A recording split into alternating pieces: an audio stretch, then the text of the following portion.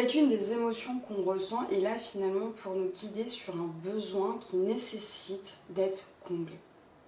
Lorsque tu ressens de la joie, c'est que souvent finalement ce que tu es en train de vivre est bénéfique pour toi et bon pour toi. Donc tu ressens ce besoin de le partager avec autrui.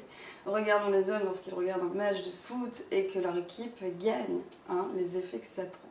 À côté, si tu es en colère, c'est souvent parce que tes limites ont été franchies. Donc souvent c'est qu'il y a un besoin d'être entendu. Et effectivement, il y a des tabous autour de la colère, comme quoi elle est mauvaise et elle est malsaine, alors que non, elle est extrêmement bonne, à condition qu'elle soit exprimée à bon escient. La tristesse, c'est pareil. La tristesse, c'est qu'il y a un besoin d'être réconforté.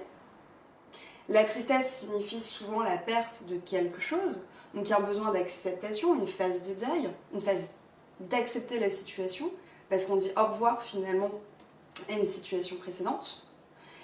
Et la peur, elle, c'est un besoin d'être rassuré. Un besoin de confiance, un besoin de sécurité. À partir du moment où tu comprends quels sont les besoins derrière chacune des émotions, tu comprends finalement par quelle méthode tu peux potentiellement répondre à ces besoins.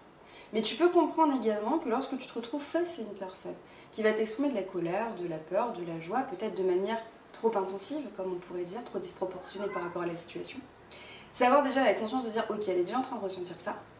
Donc moi à côté, son besoin c'est ça, donc je peux essayer de mettre en place telle méthode pour essayer d'y répondre.